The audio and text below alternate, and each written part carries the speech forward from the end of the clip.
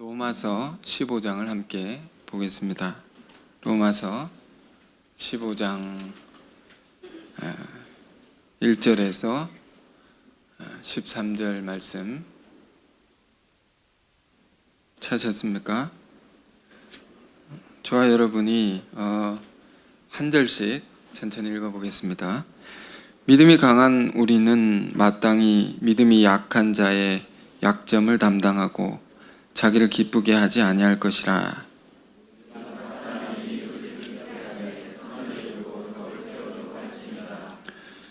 그리스도께서도 자기를 기쁘게 하지 아니하셨나니 기록된 바 주를 비방하는 자들의 비방이 내게 미쳤나이다 함과 같으니라.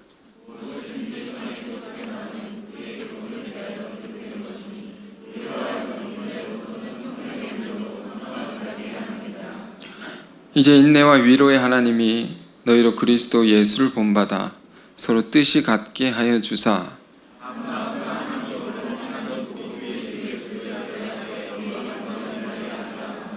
그러므로 그리스도께서 우리를 받아 하나님께 영광을 돌리심과 같이 너희도 서로 받으라.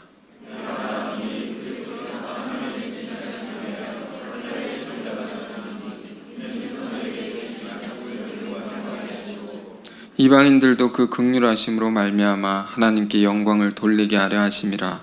기록된 바 그러므로 내가 열방 중에서 주께 감사하고 주의 이름을 찬송하리로다 함과 같으니라.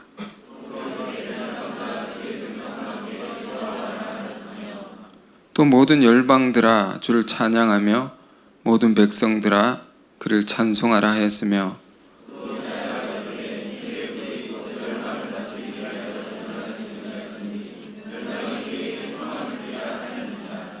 자, 13절 같이 읽겠습니다. 소망의 하나님이 모든 기쁨과 평강을 믿음 안에서 너에게 충만하게 하사 성령의 능력으로 소망이 넘치게 하시기를 원하노라. 아멘.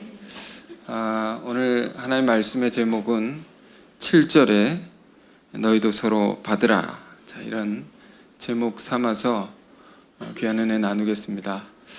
여러분 오늘 7월의 첫 주일 예배죠. 어제 7월 첫날이었고 첫 주일 예배입니다. 그리고 1년으로 보면 2017년의 하반기를 시작하는 첫 예배이기도 합니다. 여러분 상반기 잘 보내셨습니까? 네. 이제 7월 하반기 시작되는데 하반기는 여러분 하나님의 큰 복을 받기를 바랍니다. 하시는 일도 주님 안에서 다 형통하고 다 이루시기를 축원드립니다. 저는 어제 7월의 첫날에 어느 회사의 그 확장 이전 예배 거기를 참석하고 왔습니다. 부동산 관련 회사였는데요. 부동산 땅과 건물을 다루는 것이죠. 성경을 보면 하나님께서 하나님의 백성들에게 주신 축복들이 있습니다. 그 축복들은 두 가지로 현실적인 축복은 두 가지로 나타나는데요. 그것은 하나는 자손이고 사람이 많아지는 것입니다. 또 하나는 땅을 주시는 것입니다. 그래서 예배를 드리고 나서 첫날이니까 첫날에 이런 예배를 드리는 것이 참 의미가 있구나 이런 생각이 들었습니다. 땅을 얻게 하시려는가 보다. 하반기는 많은 그런 축복을 우리에게 주시려는가 보다 이런 생각이 들었습니다. 여호수아서도 보면 성경의 여호수아서 말씀을 보면 여호수아 이야기는 뭡니까? 땅을 차지해 가는 이야기죠. 믿음으로 하나하나 차지해 가지 않습니까? 그래서 1장에 보면 이런 말씀이 있습니다. 너희 밟는 땅을 내가 너희에게 다 주었노니 너는 가서 다 가져가라. 응? 믿음으로 다 차지해 가라. 여러분 하반기는 그런 기간이 되길 바랍니다. 여러분 믿음으로 여러분 원하는 것 다 구하시고 다 차지하는 그런 복된 하반기가 되기를 바랍니다. 자, 그런데 오늘 이 말씀은 하반기를 힘차게 시작을 하길 원하는데 오늘 말씀은 어떤 것일까요? 조금 의아한 말씀이죠. 제목이 너희도 서로 받으라 라고 했습니다. 서로 받는다는 것은 무슨 뜻입니까? 머리로 받는 거 아니죠. 받아들인다 말이에요. 영어로 accept one another 이렇게 되어 있습니다. 서로 용납하라, 서로가 하나 되라 라는 것입니다. 우리가 큰 일을, 하나님의 큰 일을 이루길 원하고 하나님의 큰 복을 받기를 원하는 것인데, 그러자면 중요한 것이 있습니다. 우리가 하나 되어야 됩니다. 우리가 분열하지 말아야 됩니다. 갈등하지 말아야 된다. 한 집안을 볼 때도 집안이 분쟁하면 그 집안은 망하게 되는 거 아닙니까? 우리는 많은 경우를 보게 됩니다. 부부가 싸움으로 가정이 파탄 나는 경우를 여러분 많이 볼 수가 있습니다. 그런 곳에 하나님의 복이 깃들 수가 없는 것입니다. 주신 복도 다 도망갈 수 있습니다. 가정도 그러한데 주님의 몸된 교회에게서야 더 말할 나위가 없는 것입니다. 그런데 여러분, 교회라는 곳은 갈등이 없을 수가 없습니다. 왜 그럴까요? 세상에 온갖 사람들이 다 모일 수 있는 곳이 교회이기 때문입니다. 각자의 가진 것도 다르고 생각도 다른 사람들이 다 모인 곳이 교회죠. 교회는 죄인의 공동체라고 했어요. 죄인의 공동체다. 그러니까 세상에 살다가 구원받은 사람이 여기 있는 건데 세상에 살면서 자기가 가지고 있던 문제를 갖고 이렇게 들어오는 것입니다. 교회가 갈등이 있을 수밖에 없다. 그러나 교회가 세상과 다른 것은 뭐가 다른 것입니까? 그 갈등과 분쟁을 해결할 힘을 가진 것이죠. 그걸 극복하고 더 아름다운 세계를 만들어 나갈 수 있는 저력이 있다 말입니다. 성경 말씀에 이런 말씀이 있습니다. 죄가 많은 곳에 은혜가 많다 말입니다. 이게 참 이상한 세계입니다. 죄가 많으면 싸움이 많아야 되는데 은혜가 많다 하면 왜 그럴까요? 그리스도 안에서 죄라는 것은 하나님의 큰 용서를 받고 주님의 용서를 받고 더 큰 은혜를 받을 수 있는 접촉점이 되기 때문입니다. 교회는 이런 역전의 세계가 있습니다. 문제가 많으면 많을수록 그래서 주님의 사랑을 품어내고 용서함으로 하나님의 큰 영광을 드러낼 수 있는 곳이 교회입니다. 자, 그런 면에서 우리가 하반기를 주님의 큰 일을 이루고 큰 복을 받기를 원하는데 각자의 삶도 주 안에서 형통하기를 원하는데 그런 의미에서 제가 오늘은 하반기 첫 말씀을 15장을 이렇게 가지고 나온 것입니다. 이 말씀은 사실 14장부터 이어지는 내용인데 사도 바울이 로마의 교우들에게 보내는 편지의 마지막 부분이죠. 후반 부분이죠.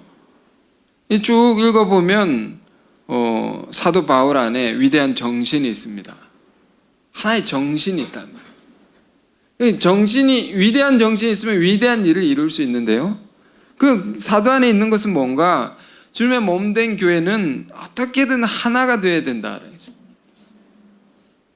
주님의 피값으로 구원을 받은 성도들이 어떻게든 연합되어야 된다라는 것입니다. 그런 일치의 정신이 있습니다. 그것을 가지고 하나하나 얘기를 하고 있는 것입니다. 이 로마서는 로마에 있는 교우들에게 보낸 편지인데 로마의 교회는 어땠느냐? 이 교회의 모습은 오늘날 우리가 몸담고 있는 우리가 섬기는 교회의 모습과 다르지 않습니다. 로마의 교회들은 어땠습니까? 교회 안에 보면 크게 두 부류의 사람들이 있었습니다. 구원을 예수를 믿고 구원받아서 같이 있는 곳인데 그 안에는 유대교를 믿다가 예수를 믿어서 교회 안에 들어온 사람들이 있고요. 또 한 사람은, 한 부류는 하나님도 모르고 성경도 모르고 그러다가 예수를 믿고 예수를 영접하고 들어온 사람들입니다. 이 두 부류가 교회 안에 이렇게 있는 것입니다. 유대교를 믿는 사람들은 어떻습니까? 그들은 철저히 법을 지키는 사람입니다. 절기 같은 것도 아주 철저히 지킵니다. 어김없이. 엄격한 사람이죠. 그래 보수적인 사람이라고 할 수 있습니다. 또 한 부류는 어떻습니까? 이방인들. 그런 거 지키지 않은 사람들, 자유가 있죠. 늘 자유롭게 살다가 예수를 믿게 됐다. 그러니까 너무 다른 부류가 한 교회 안에 있는 것입니다. 갈등이 생길 수밖에 없는 것입니다. 어떻게 갈등합니까? 14장부터 쭉 보면 그렇습니다. 한쪽은 다른 쪽을 막 의심하고 판단합니다. 뭘 지키지도 않고 사는 것도 함부로 사는 것 같으니까 너 정말 예수를 믿는 것이냐? 의심을 합니다. 그리고 판단합니다. 예수 믿는 거 맞느냐 말이에요. 또 다른 쪽은 어떻습니까? 자유롭게 예수를 믿으면 다 자유를 얻는 것인데 너는 왜 그렇게 답답하게 사느냐? 고리타분하게 사느냐? 예수 믿는 게 자유롭게 살아야 되는데 각자의 근거가 있습니다. 각자의 이유가 있습니다. 각자가 옳다고 하면서 서로 싸우는 것입니다. 이런 갈등이 어딜 가나 있습니다, 여러분. 이 바울은 이 갈등에 대해서 어떻게 중재를 하느냐. 한쪽 편을 들어주지 않습니다. 한쪽 편을 들어주지 않고 이런 말을 하는 것입니다. 오늘 본문인데요. 뭐라고 합니까? 1절을 보시면 믿음이 강한 우리는 마땅히 믿음이 약한 자의 약점을 담당하고 자기를 기쁘게 하지 아니할 것이라. 한 사람 보수적이고 한 사람 자유롭다 이렇게 표현하지 않고요. 믿음이 강한 사람이 있고 믿음이 약한 사람이 있다 이렇게 표현했습니다. 그래서 믿음이 강한 사람이 있다면 약한 자를 잘 도와줘야 되는 것이 아니냐. 아주 간단한 해결책이죠. 어려운 것이 아닙니다. 결국 우리가 세상부터 구원을 받아서 예수를 믿고 더 잘 살자는 것인데, 예수를 더 잘 믿자는 것인데, 잘 믿는 자가 그렇지 못한 자를 더 챙겨주고 배려해주면 되지 않느냐. 그러면서 자기를 기쁘게 하지 아니할 것이라. 자기를 위해서 하지 말고 그 상대를 위해서 행동하라라는 것입니다. 이러면 분쟁이 해결된다 말입니다. 고린도전서에도 같은 종류의 논쟁이 굉장히 많이 나옵니다. 고린도 교회도 우상의 제사를 드리고 난 음식이 있습니다. 이걸 시장에 막 파는데 이걸 갖고 교회 안에 논쟁이 일어났어요. 이걸 먹어도 되느냐, 먹으면 안 되느냐. 먹어도 된다. 근데 모르고 양심에 거리낌이 없는데 나는 뭐든지 다 먹을 수 있는데 이런 사람이 있고, 그거 우상이 제사를 들고 난 건데 그걸 먹으면 어떻게 되느냐. 막 이 분쟁이 일어납니다. 그럼 세상에도 마찬가지죠. 뭐 보수와 진보의 그런 그 치열한 싸움이 있지 않습니까? 사실 이 모든 것이 교회 안의 문제입니다. 계시록에 보면 너희 성전 밖을 청량하지 말고 성전 안을 청량하라. 믿는 자들이 잘하면 세상도 잘하게 된다 말입니다. 믿는 자들이 갈등을 잘 극복하고 하나가 되면 세상 사람들 다 그렇게 하나가 되어서 살아가게 된다 말입니다. 우리들이 중요한 것이죠. 우리가 그러니까 이런 분쟁이 있다 말입니다. 절기에 관한 것도 그런 거죠. 절기 유대인들은 정말 절기를 많이 지켰습니다. 이걸 잘 지켜야 되느냐, 꼭 지킨 사람들인데 이 이방인들은 전혀 그런 걸 안 지키고 살아왔던 사람들. 그걸 지켜야 되느냐, 안 지켜야 되느냐, 안 지켜도 되지 않느냐, 이런 걸로 싸웁니다. 응? 그게 하나의 예로서 얘기해 준 거죠. 여러 종류의 분쟁이 있습니다. 갈등이 있습니다. 우리 안에도 그렇습니다. 두 사람만 모여도 생각이 다를 수 있습니다. 그리고 분쟁할 수 있습니다. 응? 하나의 예를 들어볼까요? 근데 교회 안에 기도를 하다 보면 하나님께서 은사를 주셔서 방언의 은사를 받습니다. 막 이렇게 기도를 하는데 소리를 내면서 기도를 하죠. 막 소리를 냅니다. 어떤 사람 막 손을 들고 막 이렇게 합니다. 기도를. 응? 이걸 두고 두 상반된 의견을 가진 사람이 얘기를 합니다. 저건 못하게 해야 되지 않냐고. 왜? 처음 보는 사람이 괴상하게 생각한다. 시험 든다 말이에요. 예수 처음 교회 온 사람들이 뭐 이상한 것을 하고 있다. 그리고 다른 사람 또 말합니다. 아니, 하나님께 간절히 기도하는 것인데 그걸 나쁜 것이라고 할 수 있느냐. 하나님을 정말 사랑해서 그렇게 간절히 기도하는데 그걸 막을 수 있느냐. 예를 들면 이런 것입니다. 또 한 가지만 더 예를 들게요. 이런 일들 굉장히 많습니다. 어떤 때는 이제 작은 교회를 섬길 때 명절이 되었습니다. 명절이 되면 많은 성도님들이 일찍 고향에 내려가서 예배도 드리고 하지 않습니까? 많이 이제 갔습니다. 이제 가서 몇몇 남아 있는 분들이 예배를 드리는데 주일날이니까 예배를 드리고 가시려고 하는 것입니다. 그런데 차가 굉장히 많이 막힙니다. 그래서 이런 분들을 생각해서 예배를 조금 일찍 드리면 어떨까. 그래서 그분들 배려한다고 그래서 여론조사를 했습니다. 이렇게 예배를 드리려고 합니다. 근데 두 파가 얘기를 합니다. 아니, 예배 시간을 어떻게 바꿀 수 있냐고, 예배를. 막 이렇게. 또 다른 부류는 아니, 어떻게든 예배를 드리고 가려고 하는데 예배를 안 깨고 잘 드리고 은혜롭게 고향에 내려가서 고향 사람들 그 은혜도 전하고 그렇게 잘 가려는데 왜 그런 거냐. 예배 안 드리려는 것도 아니고.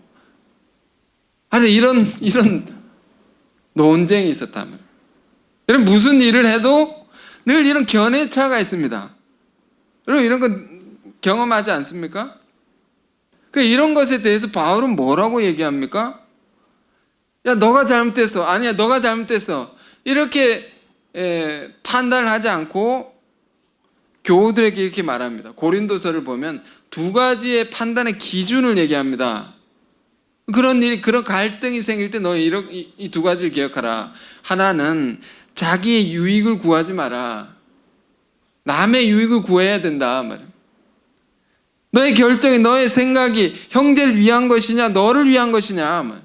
그 형제를 위한 것이 되어야 된다 말이에요. 그리고 또 한 가지는, 그 기준은 무엇을 하든지 하나님의 영광을 위한 것이 되게 하라. 너의 올바른 생각이라고 주장하는 것이 하나님의 영광을 드러내게 하는 것이냐, 아니면 너만 옳다고 주장하는 것이냐. 응? 여러분, 타락한 인간 안에 뭐가 있습니까? 자기 중심성이라는 게 있습니다. 자기 중심적으로 모든 걸 생각합니다. 우리가 그렇습니다. 나만 옳다고 주장하기 쉽고 남의 생각은 틀렸다고 생각하기 쉽습니다. 물론 그것이 진리에 기초한 것이어야 하죠. 그러나 둘 다 믿는 성도들 안에 둘 다 진리에 기초해서 어떤 사람이 이 말씀을 가지고 얘기하고 어떤 사람은 저 말씀을 가지고 얘기하고 다 말씀을 가지고 얘기할 때 분열한다 말입니다. 그래서 이제 교회가 많은 교파들이 있는 것입니다. 그래 바울은 얘기하는 것입니다. 하나 돼야 된다. 어떻게? 강한 자가 약한 자의 약점을 담당해라. 그를 기쁘게 하라. 그 형제를 기쁘게 하라. 자, 그러면서 2절 봅시다. 바울은 또 이렇게 말합니다. 우리 각 사람이 이웃을 기쁘게 하되 선을 이루고 덕을 세우도록 할지니라. 서로를 기쁘게 하라. 덕을 세우는 것이 돼야 된다. 그래서 자기가 아무리 똑똑한 하늘의 진리를 갖고 있다 할지라도 덕이 안 되면 안 되는 것입니다. 그 형제를 실족해 하고 형제를 분노케 하고 자기가 옳은 걸 주장한다 할지라도 그러면 되겠느냐? 덕을 세워야 된다. 선을 이루고 덕을 세우라. 이 사도의 가르침의 근거는 뭡니까? 예수님의 가르침입니다. 예수님께서 몸소 보이신 삶의 모범입니다. 그래서 3절에 이렇게 말하는 것입니다. 그리스도께서도 자기를 기쁘게 하지 아니하셨나니 기록된 바 주를 비방하는 자들의 비방이 내게 미쳤나이다 함과 같으니라. 바울은요, 예수님 정말 사랑했던 것 같습니다. 그 예수님의 사랑을 정말 깊이 알았던 사람 같습니다. 그의 이제 글 속에 그 사랑이 배어 있습니다. 주님께서 어떻게 사셨느냐? 주님의 사랑을 깊이 깨달은 사도가 하는 말입니다. 주님의 사랑이 어떠한 것이었느냐? 자기를 기쁘게 하는 게 아니었다. 오히려 자기를 미워하는 자들, 모욕하는 자들의 모욕을 다 받으시고 그 대신 죽으신 것이다. 희생의 극치죠. 희생의 극치. 그렇게 주님은 우리를 사랑하셨다는 거죠. 그 주님께서 하셨던 또 다른 말씀이 있습니다. 요한복음 15장에 고별 설교 중에 십자가에 달리시기 전에 이런 말씀 주셨습니다. 제자들에게 내 안에 큰 기쁨이 있다. 이 기쁨이 너희 안에도 가득하길 원한다. 근데 이 기쁨의 근원은 무엇이냐? 사람이 친구를 위해서 자기 목숨을 버리면 이보다 더 큰 사랑이 없나니 목숨을 버리기까지 너를 내가 사랑한다. 이 사랑을 내가 갖고 있기 때문에 큰 기쁨이 있다. 주님의 기쁨은 사랑에서 오는 기쁨인데 그 기쁨은 나의 생명을 줄 수 있기까지 하는 희생에서 오는 것이다.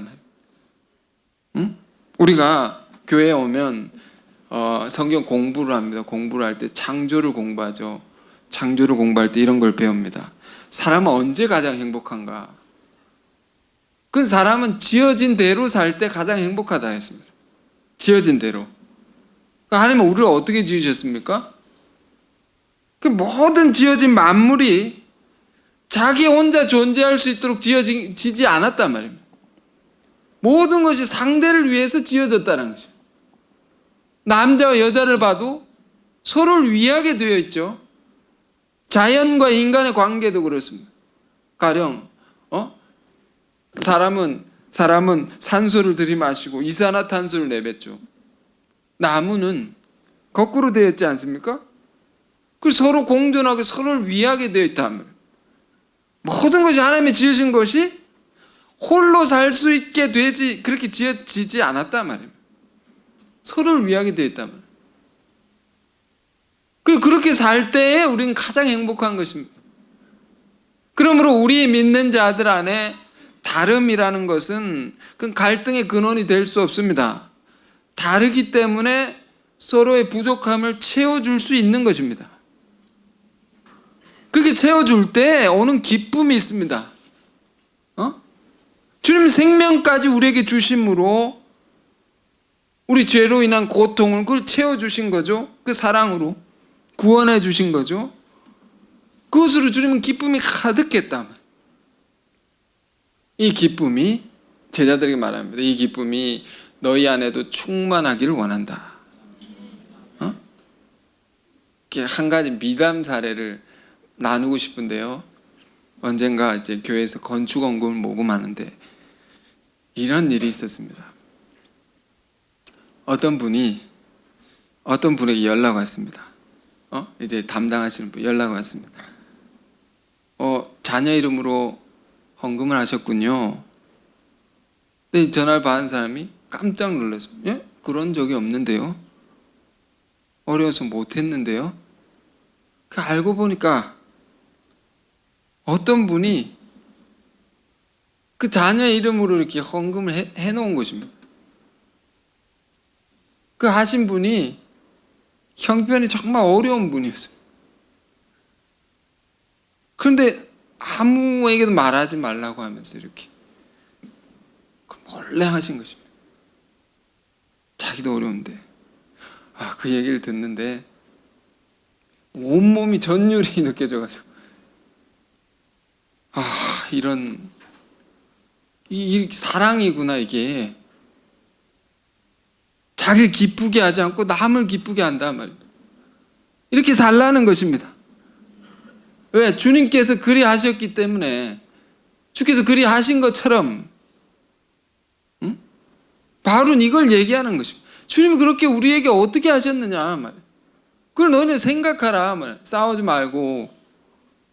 그러면서 4절에 이렇게 말합니다. 무엇이든지 전에 기록한 바는 우리의 교훈을 위하여 기록된 것이니 우리로 하여금 인내로 또는 성경의 위로로 소망을 가지게 함이니라. 자, 이게 무슨 말입니까? 우리의 기록된 성경이 있다 말이에요. 성경. 이 당시는 뭐 구약 성경이 있다. 너희 안에 갈등이 올 때, 갈등이 생길 때 판단할 수 있는 것은 그 기준은 성경이 돼야 된다. 교회에 높은 어른이, 장로님들이 계셔가지고 그거를 잘 중재해주면 좋지만 그런 경우가 없을 때만, 어른이 없을 때 그냥 모든 기준은 성경이 돼야 된다 말이에요. 성경을 돌아가라. 왜 갈등하냐? 이걸 어떻게 해결해야 되느냐? 자기 판단만 옳다고 그것을 절대화하고 그것을 형제를 누르고 제압하고 지배하려고 하면 안 된다면, 그것으로 형제를 마음을 상하게 하면 안 된다는 것입니다. 어떻게 해야 됩니까? 먼저는 우리가 3절에서 본 바와 같이 모든 모욕을 다 참으시고 그걸 담당하셨던 주님의 사랑을 깊이 생각하라. 그러면서 기록된 말씀을 생각하라. 이거 굉장히 중요한 말씀이라 생각합니다. 우리 하반기 시작할 때 이 말씀이 굉장히 중요해요. 모든 분쟁의 대답은 우리에게 주신 하나님의 말씀에 있는 것입니다. 우리에게 보이신 그리스도의 삶이 해답입니다. 갈등이 생기면 우리는 그걸 묵상해야 됩니다. 우리는 성경을 읽어야 됩니다. 저 사람이 어떻고 저렇고 말하기 이전에 내 스스로 하나님의 말씀 앞에 내가 옳은 것인가, 나는 주님의 가르침대로 살아가고 있나, 그것으로 생각하고 있는가, 행동하고 있는가, 그것을 보라. 성경을 보면서. 그러면서 두 가지를 말합니다. 인내하라. 인내. 참아야 된다. 한국말에 참을 인자 3개를 쓰면 살인도 면한다 이런 말이 있지 않습니까? 큰 위기도 넘길 수 있습니다. 인내로서. 이 또한 주님께서 우리에게 먼저 보이신 것입니다. 험한 십자가 그 길을 다 참으셨던 주님을 생각하라. 그리고 함부로 남을 업신여기지 말고 심판하지 말고 일단 인내하라. 참아야 된다. 함부로 쏟아내지 말고. 그리고 성경 말씀에서 위로를 받아야 된다. 이걸 보십시오, 여러분. 막 내가 참을 수 없는 분노와 막 그 사람들 상대된 미움이 생길 때 성경에서 위로를, 이걸 우리가 훈련을 해야 됩니다. 말씀을 통해서 힘을 얻고 지혜를 얻고 어떻게 이걸 극복했느냐. 가령 요셉의 이야기. 요셉은 자기 형들 자기를 다 죽이려고 했습니다. 죽이려고 했다. 그 미움을 어떻게 참고 이기고 그걸 용서했느냐. 그 이야기를 생각하라. 또 야곱의 이야기를 보십시오. 형 에서가 또 죽이려고 했습니다. 그런 자와 어떻게 화해했느냐. 그래서 어떻게 승리자 이스라엘이라는 이름을 받고 위대한 화해자 요셉 이스라엘로 역사의 이름이 남아졌느냐. 그걸 보라 말이에요. 무엇보다 그리스도의 십자가 십자가 이야기를 우린 묵상해야 되죠. 이런 말씀들로 위로를 받으라, 마음에. 그러면 신기하게 갈등이 극복이 될 수 있다. 응? 그러면서 5절에 이제 인내와 위로의 하나님이 너희로 그리스도 예수를 본받아 서로 뜻이 같게 하여 주사.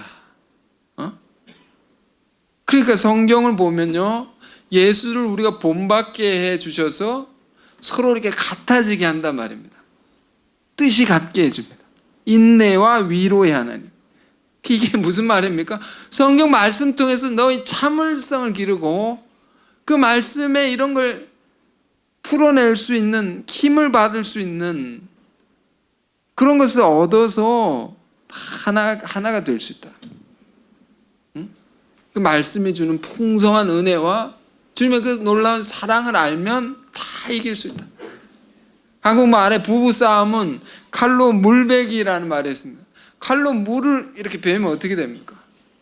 잘라지지 않죠. 다시 이렇게 합쳐주고 다시 합쳐진다 말.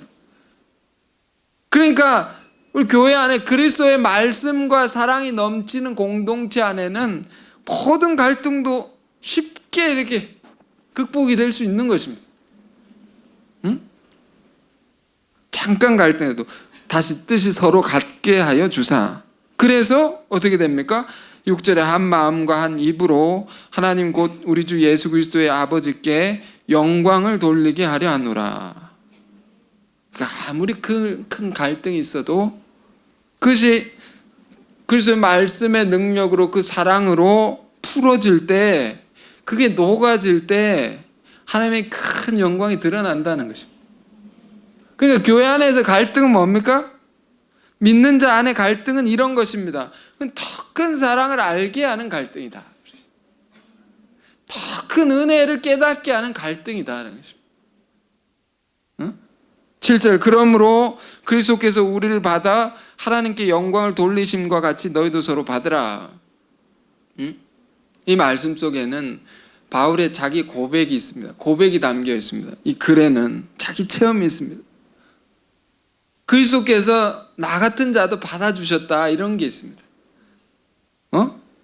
그는 그의 사랑하는 제자들에게 편지를 쓸 때도 이런 표현을 곧잘 썼습니다. 내가 죄인 중에 괴수다. 최고의 죄수다. 최고의 죄인이다. 나는 끔찍한 박해자였고 끔찍한 포행자였고 나는 그런 사람이었다는 것을 자기 사랑한 제자에게 다 얘기합니다. 다 얘기한다. 그래서 바울 안에는 이런 게 있습니다. 그런 나 같은 자를 용서해 주셨다. 그런 나 같은 자를 받아주셨다. 이런 것이 가득한 것입니다. 이런 것이 있으니까요, 사도행전을 보면 유대인들을 항상 먼저 찾아가서 전도를 합니다. 그런데 그 사람들이 받질 않으니까 돌로 침도 당하고 온갖 박해를 받으면서 어떤 곳에, 어떤 도시에서는 자기를 죽이지 않으면 밥을 먹지 않겠다, 이런 무리들이 기다리고 있었어요. 잠복하고 있습니다. 그런데도 또 유대인들을 찾아가서 복음을 전하고, 이게 이런 힘이 어디서 나오는 것입니까? 나는 저들보다 더 했다라는 게 있습니다. 난 더 끔찍했다. 그런데 주님 나 같은 자도 받아주셨다, 이런 게 있기 때문에 다 이렇게 용납할 수 있습니다. 이게 있는 것입니다. 주께서 우리를 받으신 것처럼. 여러분, 우리가 어떻게 서로를 용납할 수 있을까요? 우리 안에 갈등을 어떻게 해결할 수 있을까요? 그것은 나 같은 자를 용납하신 주님의 은혜를 생각하십시오. 그것을 본받아 용납하십시오. 그런 말입니다. 7절이. 그래서 8절에 내가 말하노니 그리스도께서 하나님의 진실하심을 위하여 할례 추종자가 되셨으니 이는 조상들에게 주신 약속들을 견고하게 하시고, 하나님의 진실함을 위하여 그리스도께서 그 유대인들을 섬기셨다, 이런 말입니다. 그들의 종이 되어서 낮아지고 섬기셨다. 왜? 그들을 구원하기 위해서. 그를 구원하기 위해서 낮아졌다. 이 바울이 이것을 본받았습니다. 본받아서 고린도전서 9장에 그는 이렇게 말했습니다.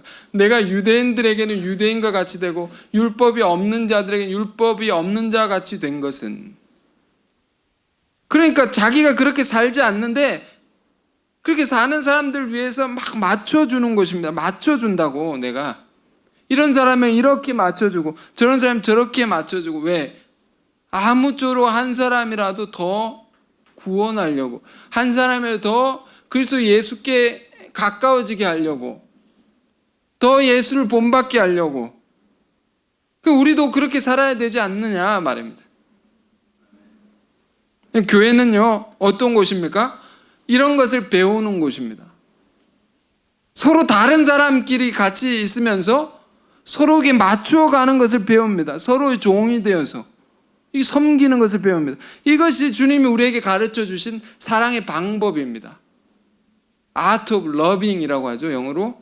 사랑의 기술. 사랑에도 기술이 있다 말입니다. 방법이란 게 있다라는 것입니다. 그게 뭐냐? 이것입니다. 주님이 우리에게 가르쳐 준 것. 우리가 이 사랑의 방법으로 살면 우리가 행복할 수밖에 없다라는 거죠. 응? 유대인에게 유대인에게, 이런 사람이 이런 사람에게, 저런 사람이 저런 사람에게 맞춰줘야 되죠. 응? 그 주님이 그렇게 유대인들을 섬기셨는데 그 왜 그렇게 섬기셨느냐? 바울은 9절부터 12절까지 쭉 얘기합니다. 왜 그렇게 주님이 하나님과 같은 분이 그렇게 낮아지셔 섬기셨느냐? 그들을 맞춰주셨느냐? 9절에서 12절. 이방인들도 그 긍휼하심으로 말미암아 하나님께 영광을 돌리게 하려 하심이라. 이방인들도 하나님의 영광을, 이방인도 구원받도록 기록된 바. 그러면서 바울이 쭉 4개의 구약의 성구를 얘기합니다. 주님이 왜 그리스도께서 유대인들의 종이 되어 섬기셨느냐? 이 예언을 성취하려고 그렇게 섬기신 것이죠. 이 예언이 뭡니까? 내가 열방 중에 주께 감사하고 주의 이름을 찬송하리로다 한가 같으니라. 또 열방들아 주의 백성과 함께 즐거워하라 했으며, 또 모든 열방들아 주를 찬양하며 모든 백성들아 그를 찬송하라 했으며, 또 이사야가 이르되 이새 불이 곧 열방을 다스리기 위하여 일어나신 이가 있으리니 열방이 그에게 소망을 두리라. 이 예언은 뭡니까? 유대인과 이방인이 다 이렇게 하나가 돼서 다 하나님께 예배하는 그런 예언입니다. 이 예언이 어떻게 성취가 되었습니까? 그리스도께서 종이 되심으로. 화해의 길은 다른 길이 없습니다. 종이 되는 것입니다. 그를 섬기는 것입니다. 그리스도께서 그들의 화목의 제물이 되셔서 이 둘 사이에 막힌 담을 허무시고 하나가 되는 이 놀라운 열방이 함께 예배하는 이 예언을 그리스도로 말미암아 성취되게 되었다. 그러면서 소망을 두리라 했느니라. 이 소망이 뭡니까? 바울은요, 이제 그 교회 안에 분열과 갈등을 중재하면서 가진 큰 소망이 있습니다. 그 교회, 로마의 교회에게 둔 소망이 있습니다. 그들의 거는 기대가 있습니다. 그들 안에 담아두신 사명이 있다는 것입니다. 그건 뭡니까? 너희들은 어떤 사명을 가진 사람들이냐? 그래서 너희들은 이 땅의 모든, 너희 교회가 어떤 모양일지라도 이 땅의 모든 갈등과 미움과 전쟁을 끝내고 모든 사람들이 하나가 되어서 하나님께 예배하는 그 꿈을 이룬 자들이 아니냐. 여러분, 우리는 어떤 자들입니까? 우리 무슨 일을 하는 사람들입니까? 어떤 사명이 우리에게 있습니까? 우리도 다르지 않다고 생각합니다. 응? 우리에게 허락하신 복음으로 다 하나가 되게 하는. 응? 우리가 큰 역사를 이루고자 하면, 큰 뜻을 이루고자 한다면 여러분 뭐가 필요합니까? 그에 합당한 높은 도덕성이 필요합니다. 세상의 본이 되고 세상을 변화시킬 수 있는 영적인 힘을 가져야 됩니다. 이게 필요합니다. 다른 건 둘째 문제입니다. 어떤 갈등도 풀어내고 어떤 증오심도 다 녹여낼 수 있는 그리스도의 사랑이 우리 안에 가득해야 됩니다. 그래야 우리가 이런 큰 뜻을 이룰 수 있는 사람들이 됩니다. 응? 그렇지 않으면 뭡니까? 하나님께서 큰 것을 주셨는데 감당하지 못합니다. 우리는 많은 교회들의 분열한 모습과 그 추한 모습들을 우리는 많이 볼 수 있으면 이 시대에도 이게 다 무엇 때문입니까? 복음을 해서 벗어난 것입니다.